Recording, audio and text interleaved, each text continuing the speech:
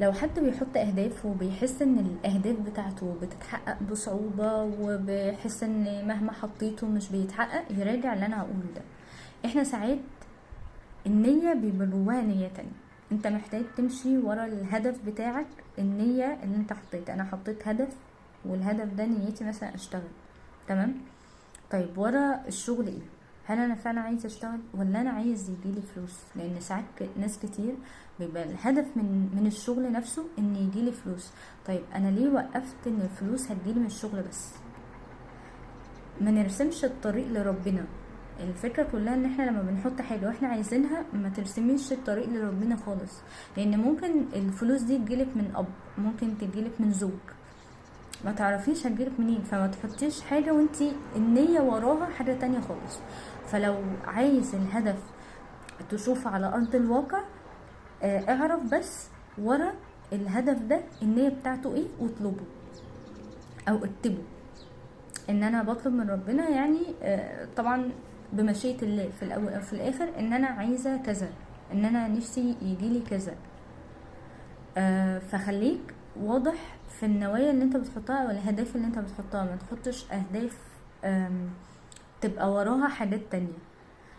لو واحدة مثلا عايزة سي مثلا عايزة تتعرف على ناس، مش لازم تلف العالم عشان تتعرف على ناس.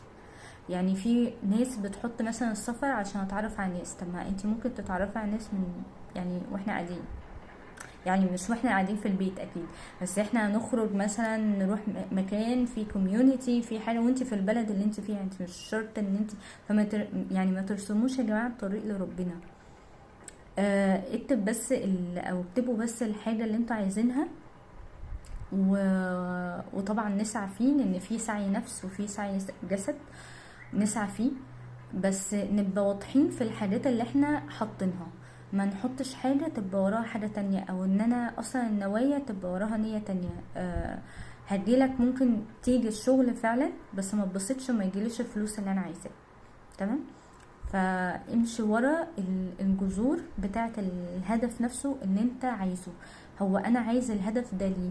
عشان وراه كذا كذا كذا، لحد ما توصل للحاجة اللي انت عايزها بس. ماشي. اه ما تنسوش ان شاء الله النهارده اخر يوم. يعني انا قررت ان شاء الله ان كل سنه هبقى بعمل تخفيض في يوم عيد ميلادي، اليوم اللي قبله ويوم عيد ميلادي ان شاء الله كل سنه باذن الله.